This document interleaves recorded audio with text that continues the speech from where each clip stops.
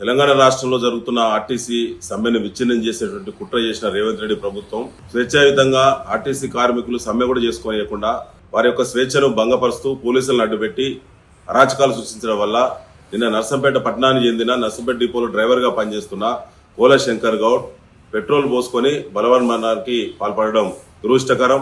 దీనికి ముమ్మాటికి ఇది రేవంత్ రెడ్డి చేసినటువంటి హత్య, కాంగ్రెస్ పార్టీ చేసిన హత్యగానే భావించాలి. దీనికి కాంగ్రెస్ పార్టీ నైతిక బాధ్యత వహించాలి. దీనికి కాంగ్రెస్ మంత్రులు, అధికార పార్టీ ఎమ్మెల్యేలు దీనికి బాధ్యత వహించాలని చెప్పి డిమాండ్ చేస్తా ఉన్నాం.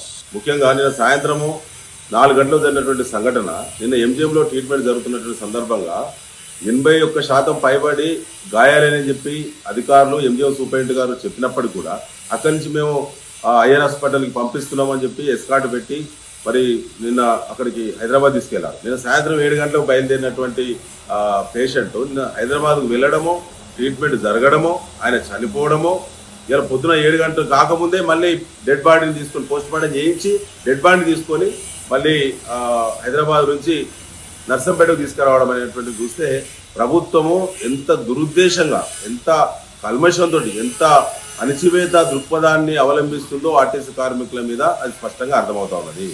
జిల్లా జేఏసీ, ఆర్టీసీ జేఏసీ నాయకులు కనీస నివాళులు కూడా అర్పించకుండా, వారికి అవకాశం ఇవ్వకుండా ఎక్కడెక్కడ కట్టడి చేసి దొంగదారుల గుండా డెడ్ బాడీ తీసుకొచ్చి నర్సంపేటలో రీచ్ అయ్యే విధంగా 5 ఎస్కార్ట్ వెహికల్స్ పెట్టి ఎస్పీ స్థాయి అధికారిని ఎస్కార్ట్కు ఇన్ఛార్జ్ పెట్టి తీసుకొచ్చే పరిస్థితి వచ్చింది.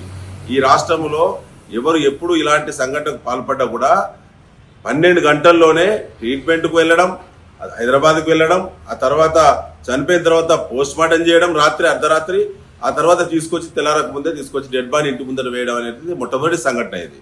దీనికి పూర్తిగా రేవంత్ రెడ్డి ప్రభుత్వం బాధ్యత వహించాలి. ఆ కుటుంబానికి ₹1 కోటి ఎక్స్గ్రేషియా ప్రభుత్వం ఇవ్వాలి.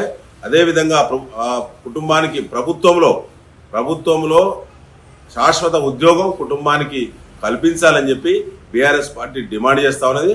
దీనికి పూర్తిగా బాధ్యత వహించాల్సింది ఆర్టీసీ రవాణా శాఖ మంత్రి పొన్నం ప్రభాకర్. వెంటనే రాజీనామా పెట్టాలని చెప్పి కూడా బీఆర్ఎస్ డిమాండ్ చేస్తాం.